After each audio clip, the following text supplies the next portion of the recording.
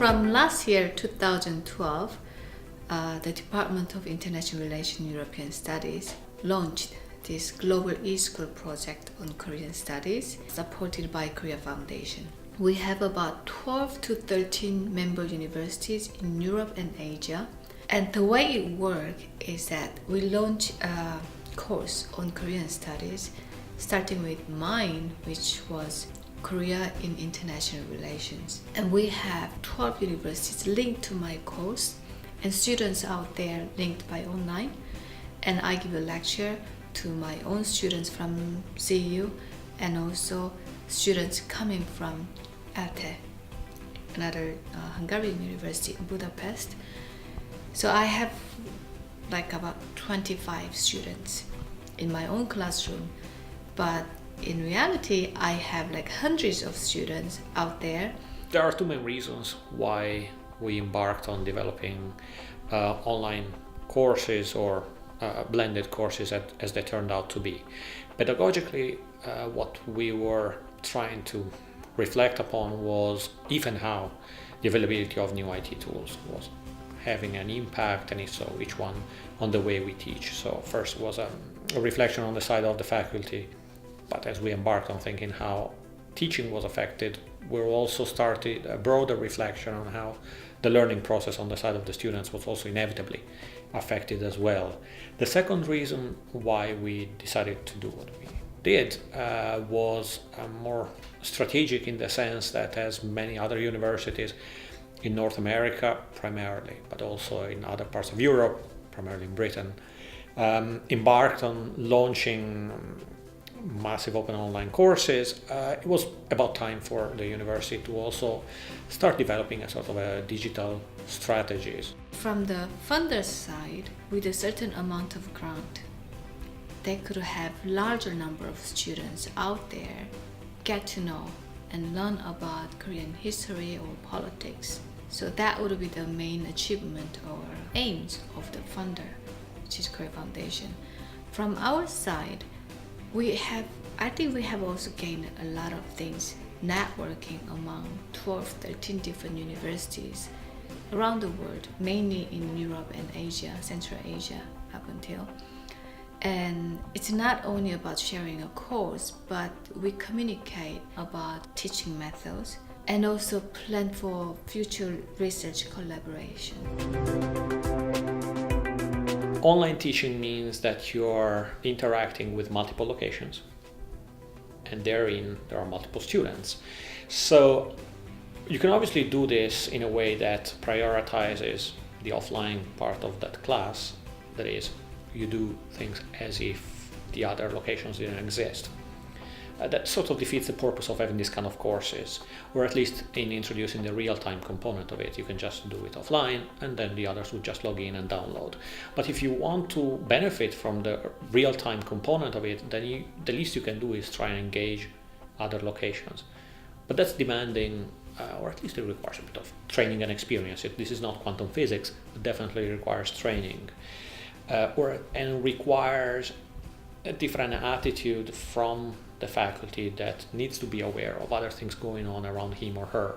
The other issues thinking about is that the participation part is difficult to, it's a very subjective type of assessment anyway, but particularly so if you don't have people in front of you, and faculty and students are interacting in a way which is already somewhat unusual.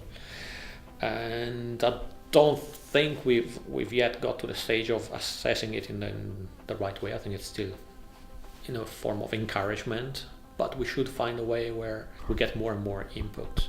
We try to have further interaction within and outside the class, such as collective lecture note-taking and group forum, and also this international debate that students prepare for a couple of weeks, actually more than that. And when we had a debate in November at CEU, number of universities from different countries actually participated, presenting their point of views, and that was highly successful. I was really happy about these group forum activities, because after I finished the class, when I go to my office, There are a number of comments uploaded already. Some are asking questions, some are uploading some other articles or from newspaper or current affair magazine they found somewhat related to the topic.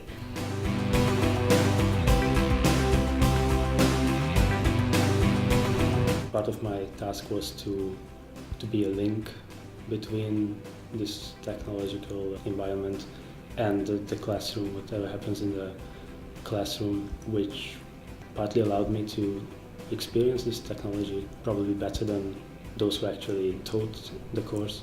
So I had to keep an eye on the chat box, whether one of the partners had any experienced any difficulties hearing the course, or whether they had any questions, either about the substance or some technical issues. My main responsibilities were facilitating and encouraging discussions online through the group forum, and also giving a lecture on my own topic, which was on South Korean cultural diplomacy and soft power. I wanted to tailor my presentation in a way that is still interesting but challenging at the same time, no matter if you were a political science MA student or a bachelor's student who is taking any course on social science for the first time. My role was to do a series of classroom observations of this particular course, and I focused in particular on the design of each class, and I was looking at how the teacher's element of presentation, or would you say lecture, was put together with the student presentations and how they were then leading to a classroom discussion element. I also wanted to focus quite explicitly on how the student debate, initially organized for the CEU students only, could then be translated into a student debate that could involve all the other students from the other universities. Since this was a very complex and very brave project in terms of a robust use of technology, I was very excited about it. One of the challenges was to redesign traditional face-to-face course into course which accommodates the needs of CEU students participating on campus and also the needs of students participating online from the partner institutions, so that the partner institutions do not experience the actual teaching which is happening at CEU as purely information transmission and a recorded lecture.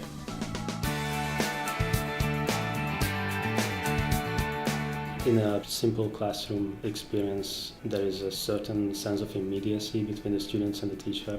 And of course, because of the presence of a medium here, and actually a very complex medium, this immediacy is lost, and it's a certain price we have to pay for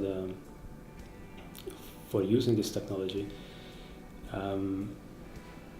And of course, the use of the technology, on the other hand, comes with definite advantages, like being able to reach out to partners, others being able to participate in the class. So finding the right balance between this loss and this gain is very difficult, and that's why actually planning the course and planning even the interactions within the course is very important. At the beginning of the semester, a lot of the students did not have a very clear idea about what to do and how to engage on group forums. So what I did was basically post up sample posts with relevant journal articles or magazine articles or news articles mostly that pertain to some of the topics that we were discussing in class or that we will be discussing in class in the future. It was a very innovative idea to bring all those universities together at CEU. For one hand, for them to hear our perspective, because from what I understood, they were all BA students, at least the majority part, whereas you're MA students. So there is a different learning experience that we've all had, not just from a cultural basis, but also from at different levels. So I hope they actually enjoyed it.